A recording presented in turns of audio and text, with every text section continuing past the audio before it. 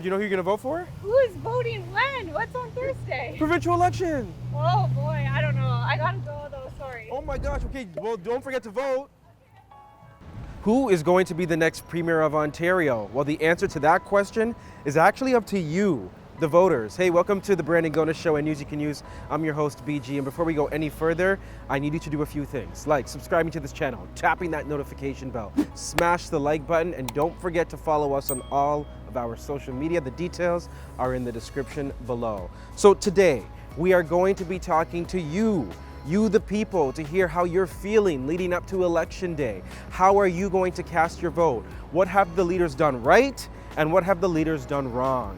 And joining me throughout this episode is Wyatt Sharpe, one of the youngest people in this province who is in tune to the political circumstances surrounding all of the parties. I know, I'm excited. I'm a little bit of a political nerd, but I'm gonna make you one as well. You ready? Let's go. Election Day on Thursday. Okay. You know who you're gonna be voting for? Yeah, Who? I won't tell you. Okay. Can you give me the color of the party? Red. Are you gonna be voting on Thursday? Yes, Good. I will be. Do you know who you're gonna be voting for? You know, I'm kind of 50-50 between two parties, Which ones? Liberal or NDP. Okay. Okay, do you know who you're gonna vote for? It depends on my writing. I'm trying Yeah. to just beat out the PC party. Oh, so you don't essentially. want Doug Ford? No. Why not? Just based on like the recent health cuts, especially for blood work and especially the highway. I'm not really interested in his policies on that. What's the big issue for you in the election? There's a lot, honestly. Taxes have been really high lately. I Yeah. feel. The inflation, it's a lot of stuff. Yeah. So, yeah. You don't feel like any of them are gonna fix that issue? No. Okay. Appreciate the honesty. I think I want to change. That's Yeah. why. You think it's time for a change? Yeah, and I don't mind if there's a coalition of two parties. 10-4? Well, I'm not ready to vote for Doug Ford again. No, eh? Why not? The lockdown, he stretched it out for too long. I think Del Duca and Horvath would have stretched it out a little bit longer if they were in power. Maybe, I don't know, but You just don't like him. I think he just stretched it out for too long, that's all. Like, there was more damage done to the mental health of people than the actual virus. Okay, so you're looking for payback. Yes. Okay, revenge. You're the revenge master. I'm the revenge master. Any message to black people, by the way? Black people need to go out and vote. I think it's super important. I know it sounds cliche, but like, be the change you want to be. I don't think staying at home and not voting, I definitely don't think that helps us or our cause at all. I also just believe that we're stronger together. We're stronger when we go out and vote. The larger the number, I feel like, hopefully the better the turnout. So I definitely encourage my black people to vote. So do you have a preference out of Horvath or Del Duca? I like both of them for different reasons. It just comes down to like who's gonna win in my riding. I'm just looking up basically who has the best chance of beating out the PC party. So you're doing strategic voting? Yes, sorry. No, you don't have to apologize to me. It's your vote. You can do whatever you want with it. All right, well, let's get into the nitty gritty and talk about the platforms, because we had all of the major party leaders except for one. Doug Ford, I'm looking at you, but that's okay. We're still gonna give you all the information, including the big topics that all of you were talking about. The first one, affordable housing. It's the big issue right across the province of Ontario. So here's what all the party leaders had to say. We have a housing affordability plan in our platform. 1.5 million new homes over a decade we're going to build. Something I'm really excited about, we're going to create a new Ontario Home Building Corporation. And the reason we're going to create that is because we need the province to be back in the business of actually helping to fix this problem. So that new Home Building Corporation, every single unit of housing it sells will actually be available only to first-time home buyers. First and foremost, we're going to freeze taxes. There will be no increase in taxes for middle and low income Ontarians. We're going to ask those at the top, the big fish, if you will, to pay a little bit more to help us make sure that everybody else can afford to live in Ontario. We have a housing plan that builds 1.5 million houses, but houses that are affordable, that are entry level, that are the starter homes, so that young people can get their foot in the door in the market. And on the housing file, we're also going to bring rent control back, because even rents are completely out of control. First of all, let's get speculation out of the housing market. Homes should be for people, not speculators. So we've been pushing for a non-resident speculation tax increase, a vacant home tax increase, and the only party calling for a multiple home speculation tax. So these big corporations and deep-pocketed speculators who are buying up so much housing that we save that housing for people, especially first-time home buyers.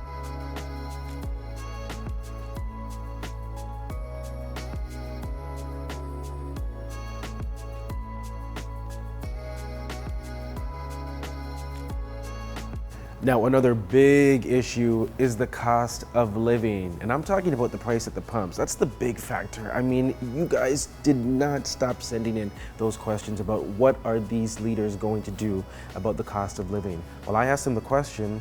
Here's what they had to say. And so our plan is to outlaw gouging at the pumps so that we don't have that gouging happening right before a long weekend, which we know has been going on forever, but also capping both the retail and wholesale price of gas, allowing for appropriate profits, but making sure that people get a fair shake in terms of gas prices. Is there a plan to tackle gas prices? We have a real plan. With respect to Ms. Horvath, the plan that she's put forward isn't a real plan. It's been proven time and time again in parts of Canada where they've tried to regulate gas prices. It doesn't actually do what's required. That's why the Ontario Liberal plan will take 5.7 cents per litre off the gas tax come July 1st and 5.3 cents off the fuel tax for a period of 6 months to get us through this hump, because it is really tough right now. But we're also going to do the rest of what we are committing to in our affordability pledge. I already talked about Buck a Ride. I already talked about prepared foods, before and after school care in this province. Right now, it's an average of $25 a day for those families who use it. We're going to bring that down to $10 a day within 100 days of taking office. $1,000 for old age security pension top-ups for vulnerable seniors. That's why the 19-point plan for the affordability crisis is something I'm really proud of. We would help people, the average person, buy electric vehicles. How so? The average person can save $2,000 a year on fuel costs by driving electric. So we're offering a $10,000 rebate for the purchase of a new electric vehicle, a $1,000 rebate. But what about the people who can't afford an electric car? There's a lot of people who can't even afford a new car. They can only afford maybe a used car, for example. That I was just getting ready to say that, Brandon. We're also a $1,000 rebate on a used electric car as well as a $1,000 rebate on an electric bike.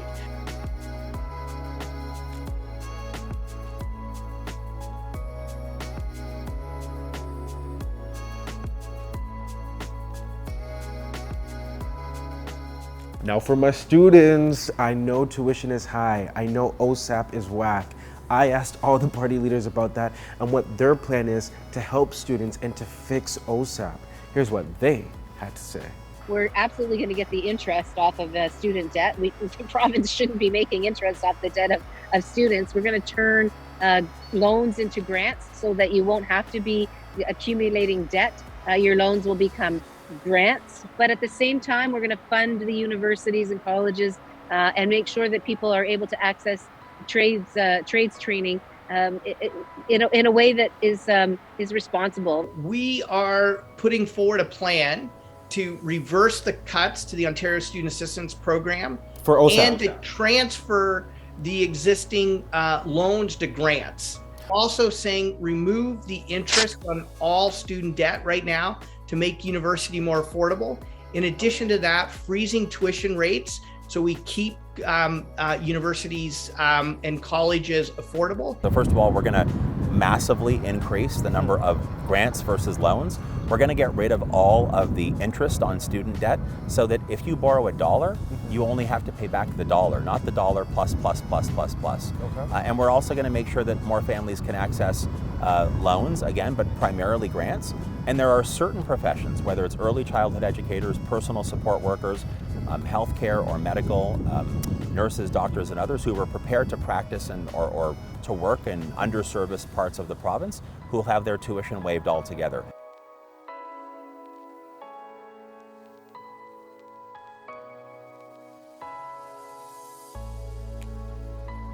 And of course, we can't forget about healthcare. We heard from nurses, they were loud and they were strong in their stance. But also, a lot of people want to know about what our party's going to do to fix the long-term care home system. What about our hospitals? all of these things that really, really matter. In fact, a lot of people don't know, healthcare is actually the biggest item on the provincial budget. We spend the most amount of money on healthcare. So I had to pose that question to the leaders. Here's what they had to say. Secondly, we have to increase healthcare capacity by investing in the people who deliver healthcare.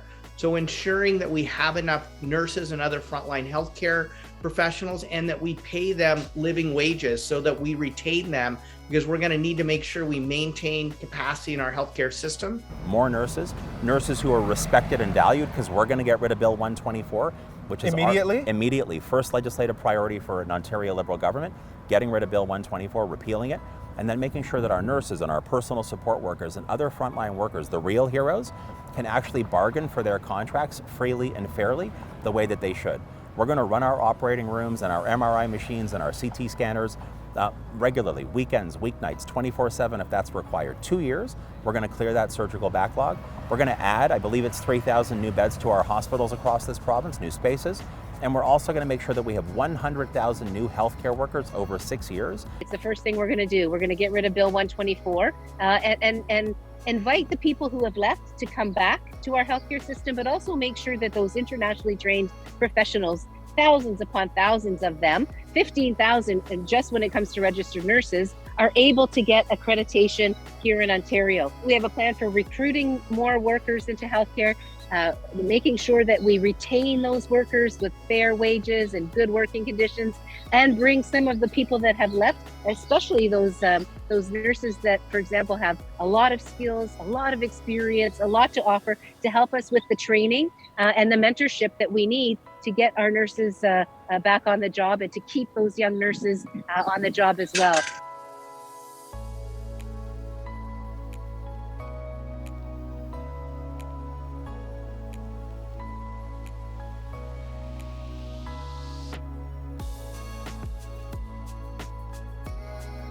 Okay, so we understand their platform, but how did they perform during this campaign? Who was the front runner? Who didn't perform well? Well, we're gonna break that down for you like we do, the way we do, with the sauce, with a guest. His name is Wyatt Sharpe, and don't be fooled. He's a little bit young, but trust me, he knows what he's talking about.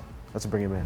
Wyatt Sharpe from the Wyatt Sharpe Show on the BG Show and News You Can Use. Finally got to do this, buddy. Yeah, thanks for having me. Well, let's talk about it. I mean, you know all about the politics. Let's start off with Doug Ford. What do you think about his campaign thus far? Obviously, I think the PC parties, obviously they're campaigning off of the budget that they released just before the election. It seems as if they're kind of using that as their main election platform. They're, kind of touting their plans to build transit, to build Highway 413, obviously. Yeah, and there's been questions surrounding like how much building a highway would be needed. Liberal leader Stephen Del Duca talks about the figure that it would cost $10 billion. It might not be done for 10 to 15 years, and it would save a select few commuters only seconds of time every day. So valid points from him. I'm sure many people would agree with that, but ultimately it's just a question of whether or not you feel things like that would be needed. All right, so let's talk about Andrea Horwath and the NDP. I mean, what do you think about her platform and her campaign? She seems to go off of a message that change is possible and that better is possible. Her Ontario election platform touches on numerous issues. One thing that they've been big about is additional mental health spending. They've talked a lot about affordability in the election, climate change, all issues that are probably quite relevant to everyday voters, everyday Ontarians in the election campaign. So ultimately the question, I guess, just comes down to trust, whether or not voters will put their trust in the NDP this election cycle.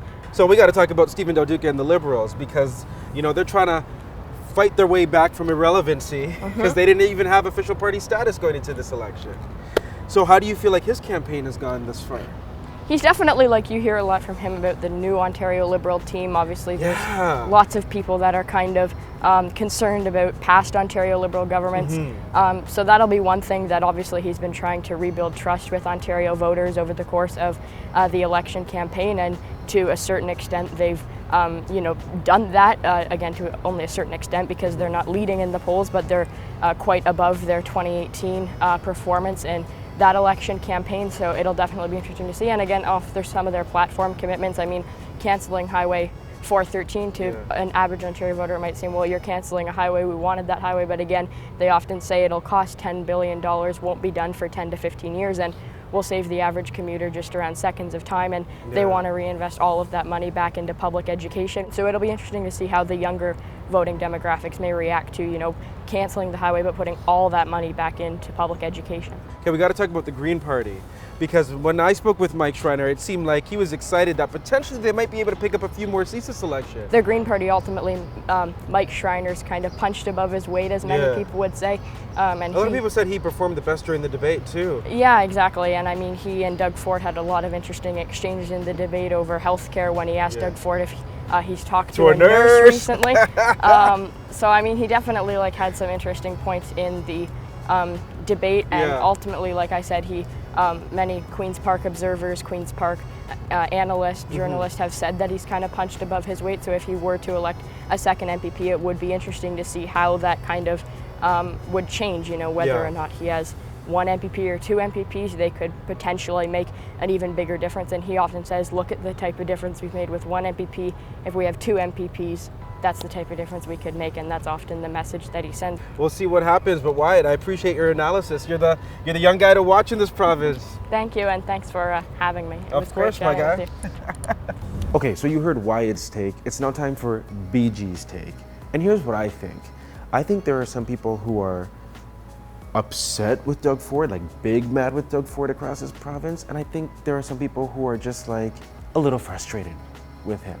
Like, for example, if you're a student and you know that he cut OSAP and he made a lot of those grants turn into loans and you're paying more for tuition, you're big mad at him. If you're a nurse and you know about that Bill 124 and that the fact that you can't get more money even though you're considered a healthcare hero but you can't bargain for more money, then you're big mad at him. But not everybody's big mad at him.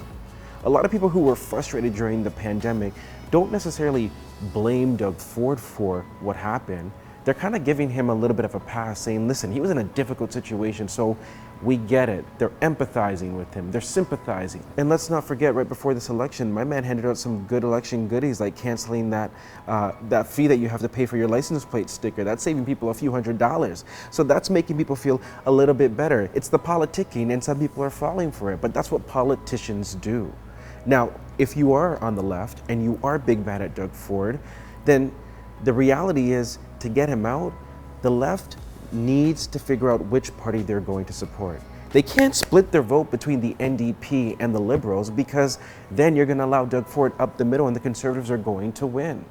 But the thing is, when you do look at all the left-leaning platforms, the NDPs, the Liberals, the Green Party's platform, they really do resemble each other. There are so many similarities that literally there's only like 1 or 2, 3, 4 small differences, but the impact that they're trying to do is literally the same. So the left needs to decide, who do they want to support? And if you want Doug Ford out, then you need to choose, is it the NDP or is it the Liberals? Because it's only those two parties that have a chance of winning on the left. On the right, if you're more conservative leaning, really you're just watching to see, will the left get it together or will they fall apart? I do want to highlight that Doug Ford hasn't done a good job in terms of being transparent. And I'm just talking from a media guy. He hasn't offered up a lot of interviews. He hasn't talked about his record. He hasn't been really challenged on his record, and his team has kept him out of the spotlight. And as voters, I think it is fair to say that the man who's elected to be premier of this province and who has had 4 years of making a lot of big decisions that impact each and every one of our lives should be held accountable to answer questions. That's not a personal thing. That's just me saying that as somebody who's in the media, politicians should be held accountable and we should have the opportunity to do so. You get what I'm saying? You get what I'm saying? Anyhow, if I'm gonna give you my prediction for this, I do think Doug Ford is still gonna be able to edge out a win. Now, will it be a majority government? Potentially, but I'm thinking it's gonna be more so a strong minority government. And then what potentially could happen is maybe the Liberals and the NDP team up together like what we saw at the federal level and take over. We'll see what happens on voting day. That's my election prediction. I've given you all the information you need. Now don't forget to go out and vote. Exercise that right. Have your voice heard. Thanks for watching. Hey BG Squad, thanks so much for checking out our channel. And listen to this, we have more great content for you, like this video right here and this video right here. By the way, don't forget to subscribe to this channel right now and tap that notification bell.